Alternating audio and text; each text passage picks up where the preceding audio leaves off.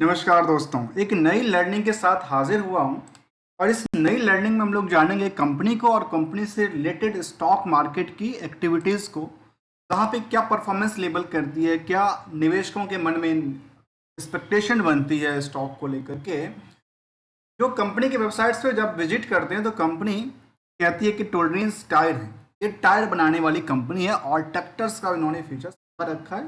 अर्थात ये ट्रैक्टर की टायर बनाती है या और भी टायर भी बनाती ही होगी। जहाँ पे देखा गया कि ये टायर के रेंज में कहते हैं कि 50 ईयर्स ऑफ द के पास 50 साल का एक्सपीरियंस की बात करती है। कहती जो टायर के बनाती, जहाँ पे टायर्स में इनके पास अलग अलग डिजाइनिंग, अलग अलग कैटेगरी, अलग अलग व्हीकल के लिए टायर बनाती है, चाहे वो कमर्शियल हो या फिर क्या हो, डोमेस्टिक्स की बात।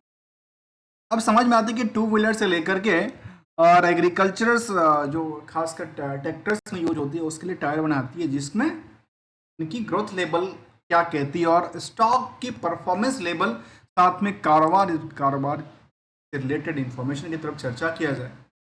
तो रिसेंटली लिस्टेड हुई थी कंपनी। जब रिसेंटली लिस्टेड हुई थी तो उसका मैं कुछ टाइम फ्रेम और बात कहूँ तो कंपनी अभी रिसेंटली सितंबर में लिस्टिंग हुआ था, 16 सितंबर को। और कंपनी ने मार्केट से करीब 230 करोड़ रुपया मांगा था और वो उनके पास पैसा मिल गया। पैसा मिला तो जब लिस्टिंग हुई कंपनी का एक्सचेंज में, तो करीब करीब 1% की गिरावट के साथ लिस्टिंग हुई। कहाँ से? आईपीओ प्राइस से। आईपीओ प्राइस से 1% की गिरावट में लिस्टिंग होती है। इसके अलावा की बात करें तो आज के टाइम की करीब करीब 18 से 19% के आसपास की गिरावट दर्ज कर, एज ऑन डेट की बात करें। आखिर कंपनी में ऐसा क्या हुआ जितनी लंबी गिरावट है? क्या लगता है कि जो उन्होंने आईपीओ की प्राइस लेके आई थी वो उस लेवल पे नहीं थी जो उनको होना चाहिए, वो उन्होंने हाई वैल्यू दिखा करके कर दिया। यह भी देखा गया कि पिछले कुछ दिनों से लगातार गिरावट ही देखने को मिला और यहाँ गूगल फाइनेंस कहती है जो करीब करीब 22% के आसपास गिरावट कर। कहाँ से? Listing price. ये आंकड़ा के तरफ हम समझने के प्रयास करेंगे आखिर कंपनी की फंडामेंटल स्ट्रेटजी क्या कहती है। उसके बाद हम कुछ ट्रेंड की बात रखने की सोचेंगे। फिलहाल कंपनी की तरफ देखा जाए तो क्वार्टर ऑन क्वार्टर बेसिस में ये दिखा है जो यहाँ से लेकर के यहाँ तक और यहाँ से लेकर, अर्थात जून 23 से लेकर के मार्च 24 तक का डेटा यहाँ पे शामिल है।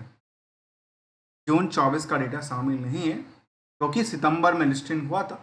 या जून का डेटा उन्होंने शेयर नहीं किया या मार्च तक का डेटा ही रखा है। इसका मतलब यदि यहाँ पे अपडेटेड है तो ये इन्फॉर्मेशन इनकरेक्ट हो सकता है।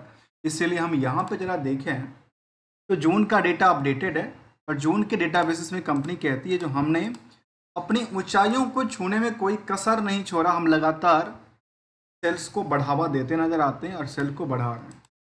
जहाँ प्रॉफिट को लेकर भी कहती है जो जून से जून वाले में क्वार्टर ऑन क्वार्टर बेसिस पे करीब करीब 100% के नियर, 100% से ज़्यादा इनकी नेट प्रॉफिट जो हुई है उस होती नज़र आई है। और इसकी तरफ यदि हम दूसरी तरफ देखा जाए ईयर ऑन बेसिस पे, 21 साल का डेटा कहता है और इस डेटा में 21 वो करता है। और यहाँ की बात करें तो यहाँ पे कुछ और बैकग्राउंड्स डेटा की भी बात करती है। तो वो डेटा क्या कहना है देखिए। सेल्स चाहे 21 का हो, 22 का हो, 23 का हो, 24 का हो, 100 करोड़ से पहुंचते पहुंचते 150 करोड़ से ज़्यादा हो, 60 करोड़ के आसपास तक सेल पहुंचा है, जो अच्छी बात। जो प्रॉफिट कुछ भी नहीं था, कंपनी के पास प्रॉफिट 13 करोड़ के आसपास दर्शाती है। अर्थात फंडामेंटल के बेसिस में ये देखा जा सकता है कि भाई यहाँ पे सेल्स और प्रॉफिट में बहुत बड़ी गिरावट नहीं थी। लेकिन फिर सेंटिमेंट गिरावट का कहाँ से आ रहा है? जहाँ पे मार्केट में सब बेच के निकलना,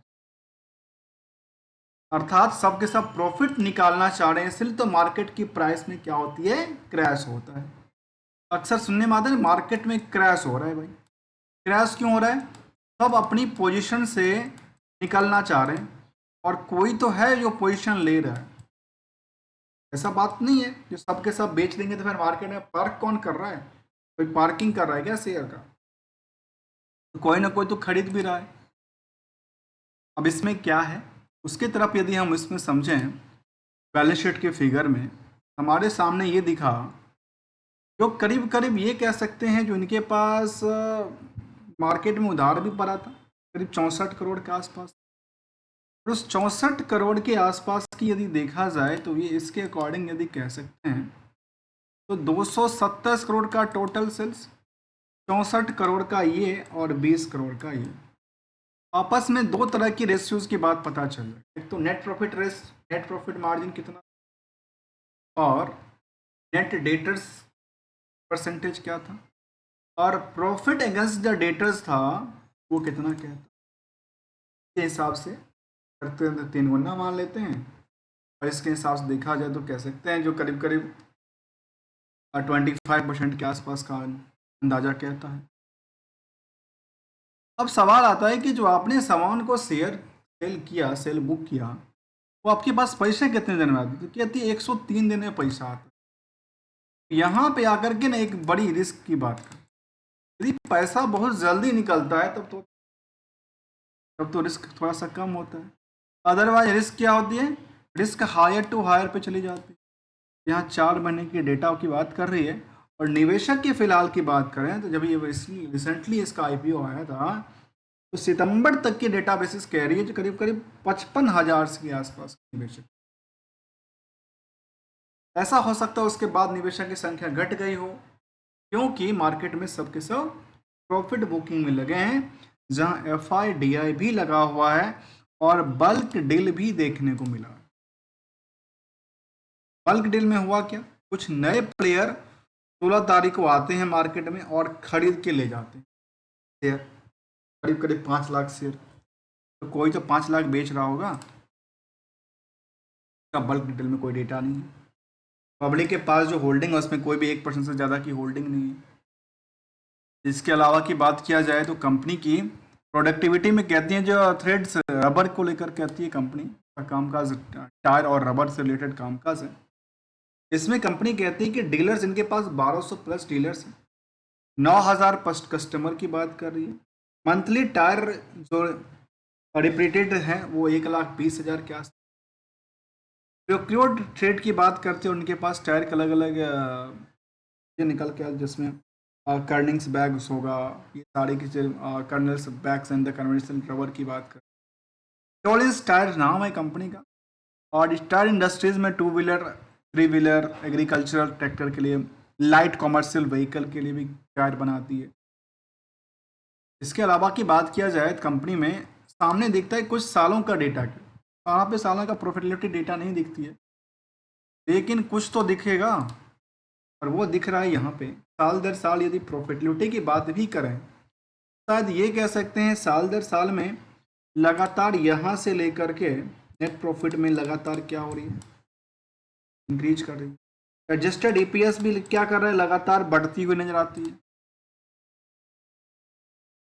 इसकी परत दर परत में हमें समझ में आती है कि पीयर्स में MRF, बार्गस इंडस्ट्रीज, अपोलो टायर्स, कीट्स जैसे कंपनी शामिल है, जेके टायर जैसे।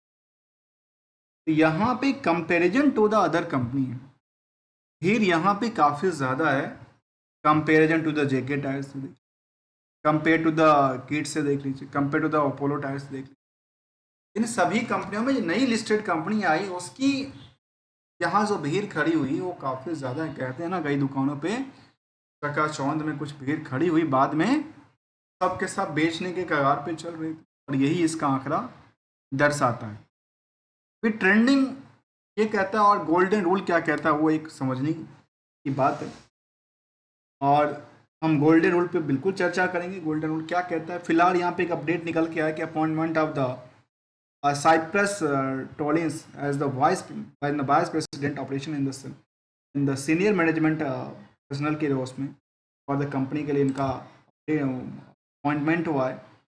इससे पहले उनमें और भी कुछ अपॉइंटमेंट की बात किया था, जहाँ पे कहते हैं कि redesignation of the Shankar Krishnan from the whole time director and the KMPs to the non executive director की मैनेजमेंट में कुछ चेंज की दर्शाई थी। दोस्तों हमने कंपनी का बारे में समझने का प्रयास किया, कंपनी के हर एस्पेक्ट के बारे में समझने का प्रयास, बिजनेस मॉडल के बारे में समझने का प्रयास किया, जिसका रिसेंटली आईपीओ आया था। और आईपीओ प्रॉफिट लॉस की तरफ देखा जाए, हम अक्सर कहते हैं कितने आईपीओ में कितना कमाए कितने को गवाए। जो कंपनी टायर बनाती है और अभी लिस्टेड हुआ था, उसमें लिस्टिंग लॉस लिस्टिंग गेन तो 1% का हुआ, लेकिन एज ऑन टाइम फ्रेम इसमें करीब 18% के आसपास, और लिस्टिंग के बाद की बात करें शायद 20-22% के आसपास की गिरावट देखने को मिलता है। और एक गोल्डन रूल को समझते हैं। मार्केट की गोल्डन रूल क्या कहता है? मार्केट की गोल्डन रूल कहता है जो ट्रेंड को फॉलो करना। ट्रेंड को कैसे फॉलो करना? जब जिस दिशा में मान लेते हैं तट से जल प्रवाह चल रहा है, नदी की धारा, इसको अब रोकने की प्रयास करेंगे तो रोकेगा कौन? या तो आप डैम बनाइए, सिंपल सी बात है, बड़ी सी डैम बनानी पड़ेगी। अदरवाइज जब छोटी सी बांध आपने बना भी दिया तो शायद टूट जाएगी, 2000 2000 5000 शेयर। लेकिन अपनी खुद की पोर्टफोलियो के अंदर की बात कहें तो पोर्टफोलियो में खुद की रिस्क फैक्टर कितना है और खुद की रिस्क झेलने की कैपेसिटी, जिसको हम रिस्क फैक्टर, और खुद की एक्सपेक्टेशन कितनी थी, अपनी किस सोच के लिए भाई इतने तक जाएगा तो हम इतना तक झेल सकते हैं, इतना नहीं झेल। तो रिस्क हमेशा देखना, कवर देखना चाहिए। यदि रिस्क में लगा कि 10% 20% है, उसके अकॉर्डिंग खुद के रिस्क के हिसाब से क्या किया जा सकता है, एसएल बुक किया जा सकता है। अदरवाइज पता चला एसएल के चक्कर में ना वो एसएल डबल हो गया।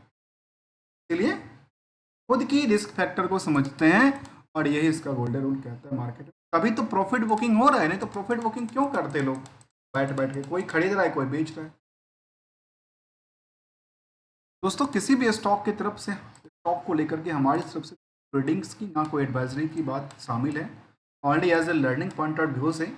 यदि वैल्यू एडिशंस मिलता है तो चैनल को सब्सक्राइब, वीडियो को लाइक कर सकते हैं। बेटर लर्निंग सपोर्ट देने के लिए और इस ज्वाइन बटन पे क्लिक करके दे सकते हैं। मिलते हैं कुछ नई कंपनी के साथ, न्यू स्ट्रेटजी के साथ। तब तक के लिए thank you so much for joining here.